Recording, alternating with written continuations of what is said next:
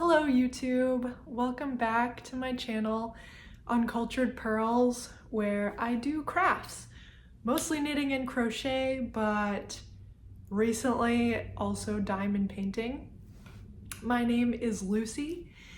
Thank you very much for being here.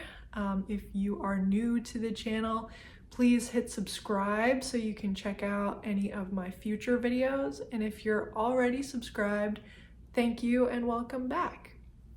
Today's video is going to be a general craft update. So I will talk about everything I've been working on. I will share my progress on my diamond painting, since I know a lot of you subscribed because of my diamond painting video. I don't want to leave you hanging. So never fear, we will jump right into that diamond painting progress right after my intro. I didn't say today's date yet. Today is Saturday, February 11th of 2023. It is a nice and bright and sunny day here in Richmond, Virginia. I just finished a little jog. I do jog not far. I am not a marathoner by any means, but I jogged a couple of miles and it was a splendid day for it, if I do say so myself. But let's see, since a lot of you are fans of diamond painting, I will jump into my diamond painting update first. So I will cut to me over at my table, showing you the progress I've made on that. All right, so here is my progress I've made on Rad Tiger by Vincent Trinidad, the first ever diamond painting that I am working on. As you can see, I've finished this whole area at the top. I'd say it's maybe like a quarter of the way. I have it turned sideways because that's just kind of easier on the size of table that I have, but I kind of turn it all around while I'm working on it. And yeah, so I've made okay progress. I haven't had time to work on it every single day since I started, but I have made some progress.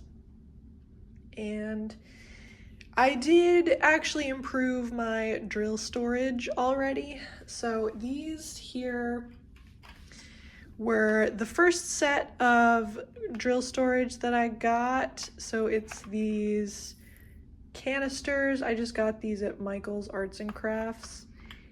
And it's just a set of, how many is this, 12? Yeah, 12 of these pretty large containers. I mean, as you can see, they're barely full except for my 310 one. But this particular diamond painting kit has 31 colors. So obviously they did not all fit in that. But I ended up getting one of these Harbor Freight things. I actually got more than one. I bought like 4 of these so that I would be ready for future diamond paintings.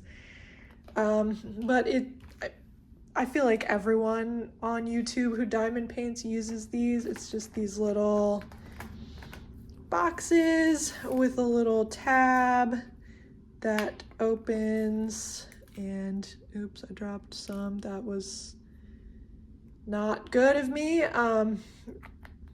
But yeah, so you can keep every color separate.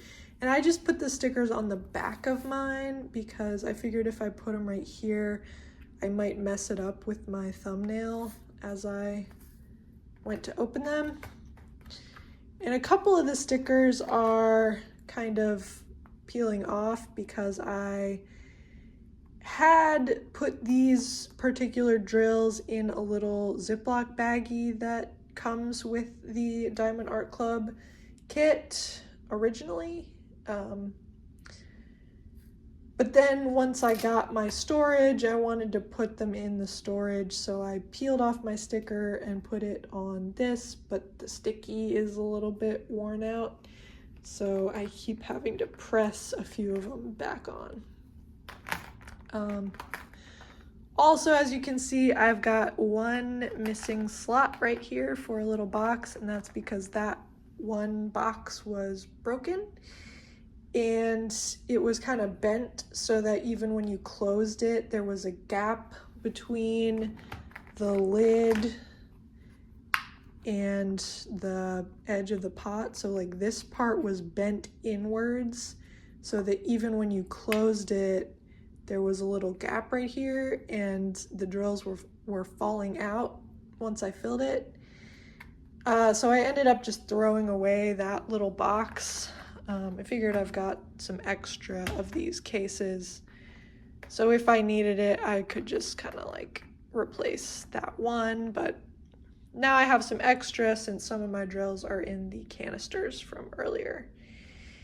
And I have actually started using a multi-placer. I'm using the little 4-placer so that this black area has gone a lot faster than it was when I first started. But obviously I still have a ways to go before I get fast.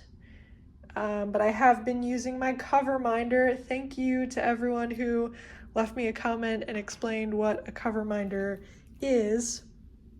I would not have figured that out otherwise.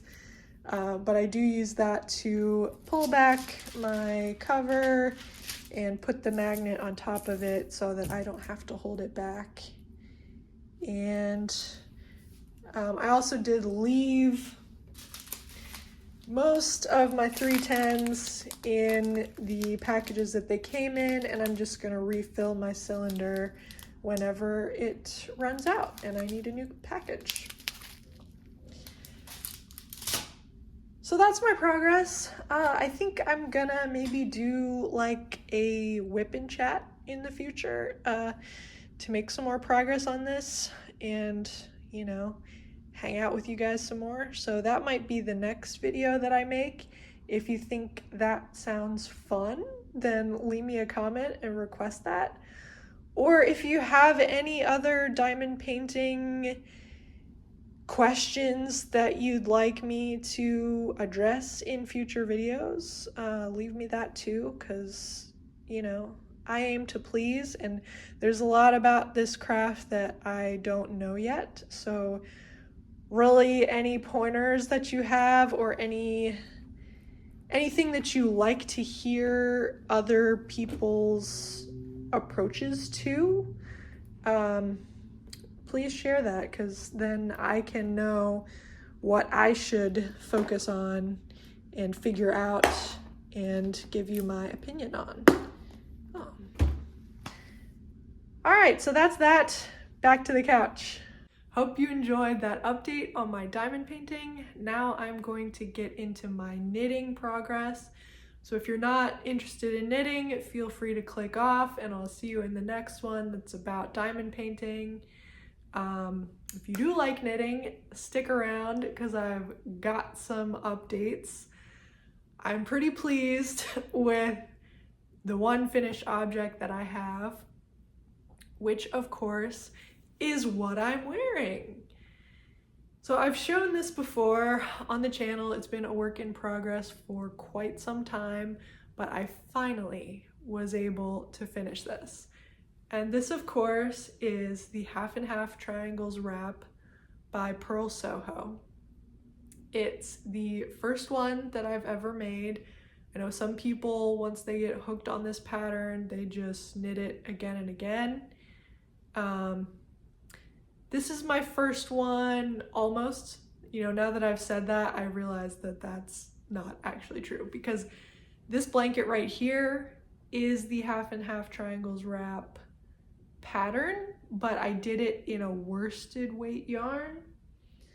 So it's much heavier and definitely a blanket and not really wearable as a wrap, but it is the same pattern.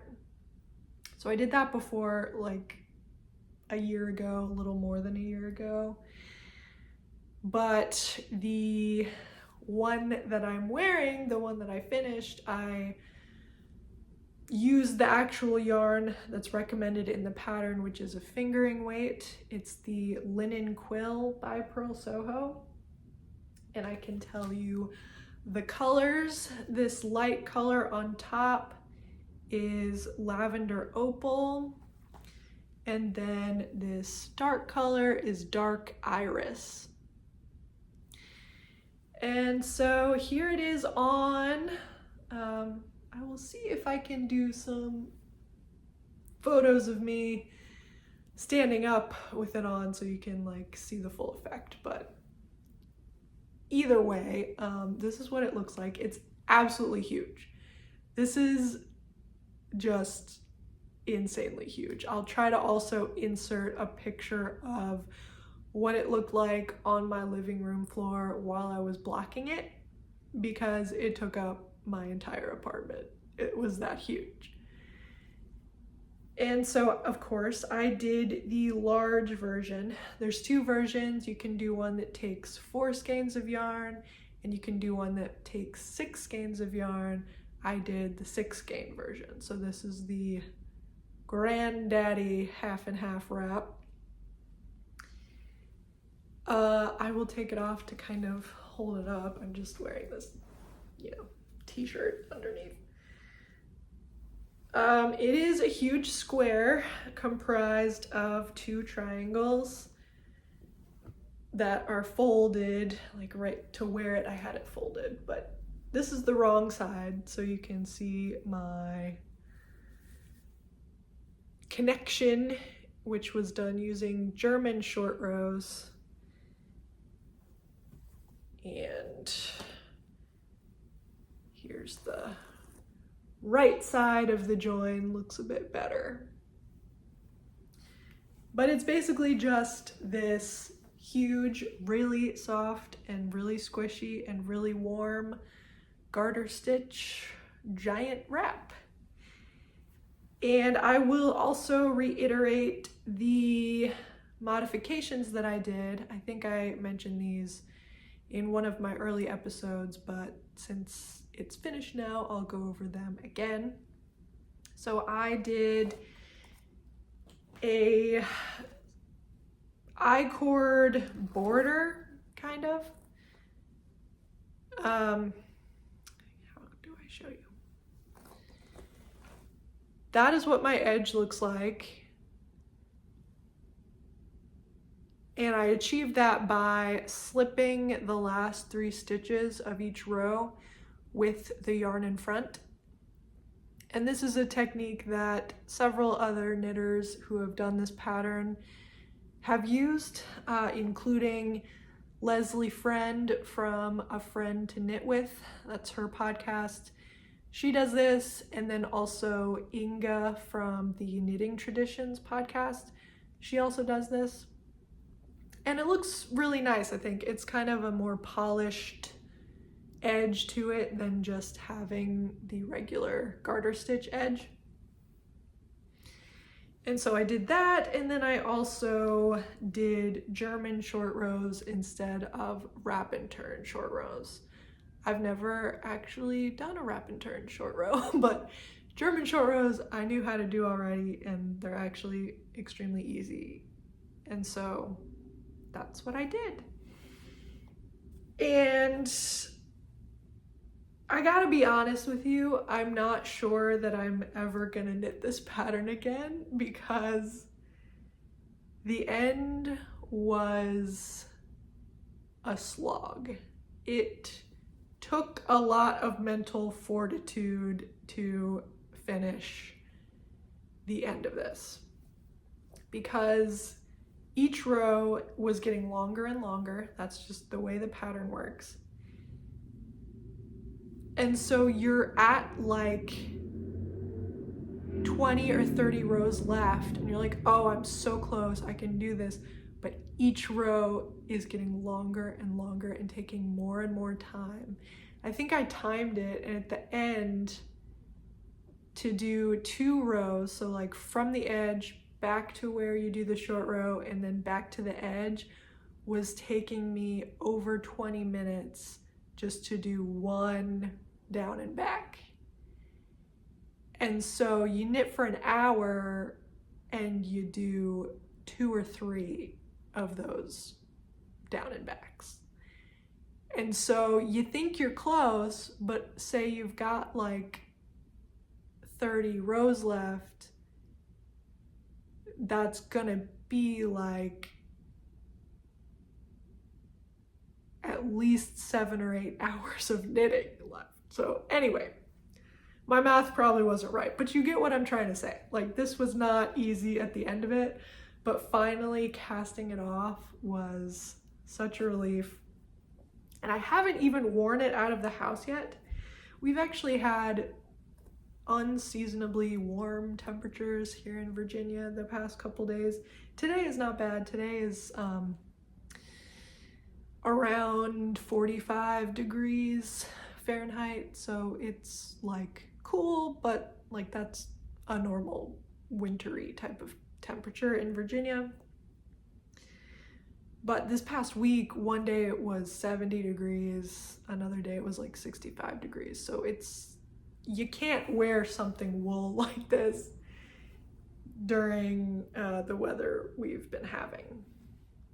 So I'm hoping to get an opportunity to wear it before the year's over, but if not, I might just kind of use it as a blanket on the couch because it is blanket size, and it will always just be tucked away for next year. That will be fine too. But I'm very pleased that it's done. I think I'm gonna try to put it back on, but with the dark purple facing out this time. And then finish up my podcast all cozy. Oh, got my earring messed up. Okay. And yeah, there's lots of ways to wear it. I've just been kind of doing this full body wrap situation. But I know you can also do it with the triangle point kind of down so that it looks more like a regular scarf instead of a shawl. I like that too. I'm sure I will experiment. I also have one half finished object. It is this sock. Again, still don't have sock blockers. We're low budget here on Uncultured Purls, and I'm fine with that. But this is sock number 1 of 2, and I used the vanilla sock pattern by Crazy Sock Lady. I used Lang yarns. I don't remember the name of the color or if it maybe just had a number to it, but it's this self-striping purple and blue colorway, which I really like. Of course, the pattern has your typical slip stitch heel flap and gusset, and then it's cuff down with a Kitchener toe. I did modify this as well. I don't know if I have all the modifications written down, but I basically made the cuff and the leg shorter than what was in the pattern. I felt like it was a little long, the last pair that I did. So I think I only did 12 rows of 1x1 rib for the cuff, and then the leg, I think I did 40 rows instead of 60. It was either 40 or 50. I'd have to check my notes, and I left them at my office because I have sock number 2 at my office as a lunchtime knit, and I forgot to bring it home for my podcast. But either way, my goal was to make the leg a little bit shorter, and I also am doing the small size. So this is what the small looks like, which I think is 56 stitches is how many you cast on. It is a paid for pattern. I paid like $2 for it, but she also has YouTube tutorials explaining how to do the pattern. So you probably could just knit it from the tutorial, to be honest. The tutorial is very complete. But yeah, I'm happy with how it turned out. I put it on my foot and it fits really well. It's got a little bit of negative ease, which is what I wanted. I'm hoping when I wash it, it doesn't become too small, because the cuff is a little less stretchy because of the cast on. And as long as I'm able to get it over my heel, it'll be fine. But we'll see. So that's my half finished object, the Vanilla Sock by Crazy Sock Lady. Then I have one whip, which I did show once before, and it's gonna be kind of hard to show because it's on a cord that is kind of short, but I will do my best. And it is, of course, the Lumme, whatever, Lumme sweater by Sari Nordland, which is a worsted weight colorwork sweater, top down, and so far I really like it. I should hold it up this way so you can see. It's got this really big collar that eventually is going to be folded in and sewn down, so the collar will only be half as tall as it looks right now. And I'm not finished with the yoke, but I have, I think, maybe like this much left to go on the yoke. It's looking pretty good. I mean, there's some puckering you can probably see, and that's because my tension doing color work is not great. I have not done a ton of color work projects. In fact, I've only done like 1.5. So I'm by no means an expert, but I think on the whole it looks really good. I did mess up. Well, I talked in my last podcast about how there's an error in the pattern, that the increases are, it says you're supposed to do them in the contrast color, but you're really supposed to do them in the main color. I corrected that, figured it out. I was knitting along, doing great, but last night I was tired. I had a very long week at work, and I was knitting last night, and I was watching TV while I was knitting color work, which I realize now I probably shouldn't do because the color work takes too much concentration, and if I have a lapse in concentration, I mess up. And so I did mess up. I was supposed to do 8 stitches of the main color, then 1 of the contrast, and then 8 of the main, 1 of the contrast. And instead I just put 1 of the contrast colors in the wrong space each time. So it was 9 stitches on one side, 7 stitches on the other side of the one contrast color stitch. I'm not explaining this well, but like, let me see if I can show you. See right here, this is what it's supposed to look like. 1 stitch down there, and then 3 in the next row. Well, if you look over to right here, we have 1 stitch below this stitch on the right instead of being in the center. So this little white stitch was supposed to be right here, and I messed it up on every other time that there's a white stitch. So I was disappointed in that, and I mean, it's not too late. I could still rip back and correct it. Part of me wants to do that, but part of me is also like, no one's gonna notice. And I really hate ripping back, also because there's so many stitches on this now. Like, I actually don't know the stitch count, but I know it's over 100. It's a lot. And for me to pull it off my needles, rescue every stitch, I just don't know if it's worth it for that mistake that once the whole thing is done, nobody's gonna notice except for me, I think. And, you know, my mom also always tells me about that thing that Persian rug makers would do, you know, in traditional rug making, that, you know, perfection was left for God and not man. And so there would always be a little flaw in the pattern in traditional Oriental rugs because they didn't want to try to, like, you know, overstep man's frailties or whatever. So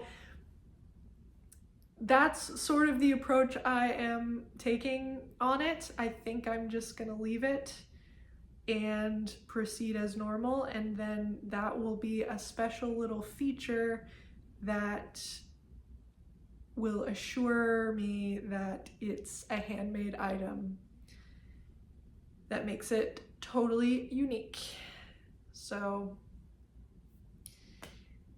yeah, I will keep working on this, probably not while watching TV. I will save my TV knitting for something that is more simple so I don't mess up in the future. And that's it, really. I do have plans to cast something on, which I will mention, but there's an issue that is holding me back with it. So first I'll tell you what it is, then I'll tell you the issue. So I am planning to cast on a wrap for my mom. I've told her about this before. She does watch the channel, but this is not going to spoil the surprise because I've told her about this already. So it is this wrap by Purl Soho. I ordered a kind of a kit for it. What is it called? I needed to have written down what it's called. It is the striped triangle garter wrap, I think. It'll be in the description what it's actually called. I think that's what it's called. It is a triangular shaped wrap of garter stitch using 3 colors of their good wool, which is a DK weight yarn. The 3 colors I ordered the garden snail, that's what it's called, garden snail version. If you haven't been on Purl Soho before, they kind of curate these different options of color combinations for you. So if you're feeling indecisive, you can just order one of the color combinations that they already came up with, or you can disregard them and choose your own colors and have at it. But I decided to go with one of their options, which was the garden snail. And when I say I decided, I actually showed it to my mom and she was the one who picked this colorway. So it is the garden snail combo, and the 3 colors are Blue Moon, and I'm not taking them out of the bag because I'm gonna do a future video more in depth with this. This is just a sneak peek, okay? So this is Blue Moon. This second purple is Wild Heath. Very nice. And then this kind of more bluish purple at the bottom is Periwinkle Gray. And so I was planning to cast this on, since it's, again, a very simple garter pattern that would be great for TV knitting, since my Luma sweater is not. But I looked at the pattern this morning, and it takes a US 6 needle, And unfortunately, that is the same size that I need for the stockinette on my Luma sweater. And I only have one set of nice interchangeable needles. The Xiaogus, I use these ones. The Xiaogu lace tip interchangeables. I really like them, by the way. Aside, I think they're great needles. I don't have any issues with them, like opening up or getting loose or whatever. I think once you lock them in there, they're great. They are very comfortable. But I only have one set, and I have a couple of other non-interchangeable, just like fixed needles that I bought when I first started knitting, just kind of cheap ones from the craft store. And I could start this pattern on those and then switch when I need a longer cord.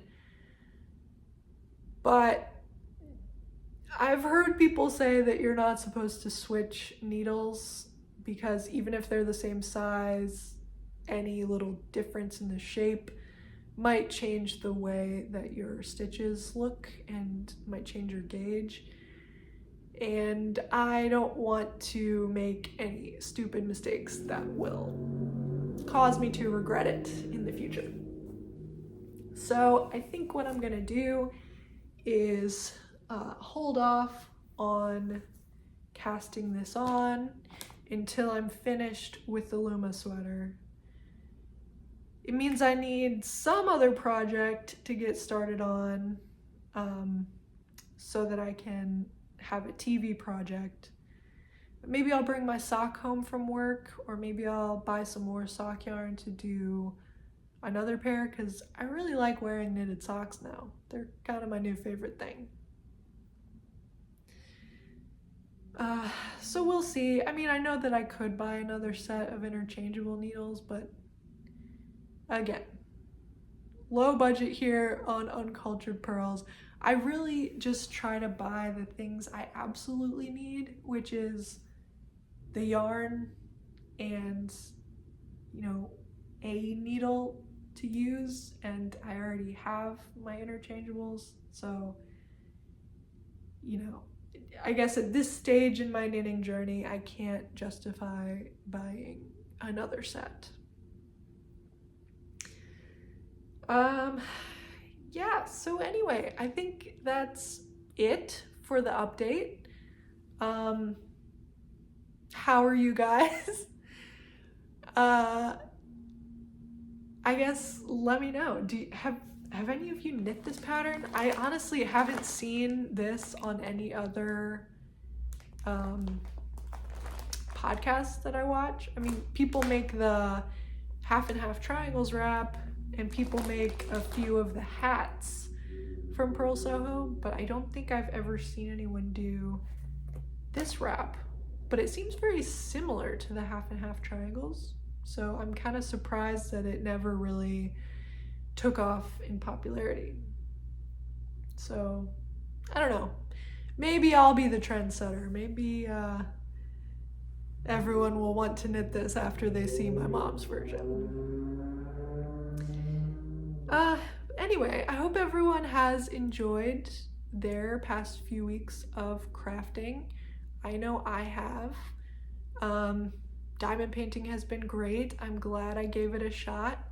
I definitely can't wait to finish this project that I'm working on and do the other kit that I bought, because I did buy the 2 diamond paintings since it was buy one get one.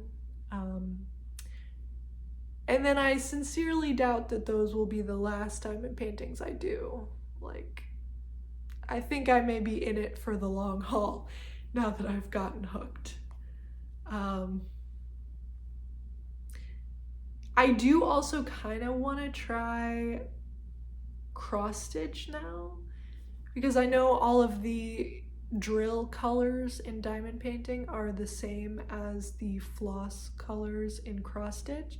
So it kind of sent me down a rabbit hole of watching cross stitch videos on YouTube, and it looks kind of fun.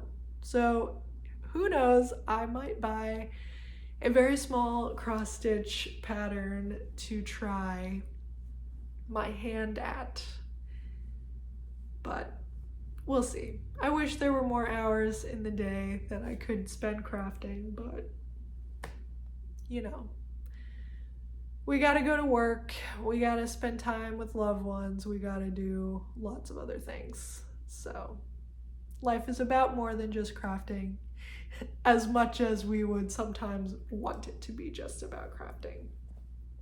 Anyway, that is it for this update. Thank you again for being here. If you've stuck around this whole time, hit subscribe, and I will see you in the next video. Bye.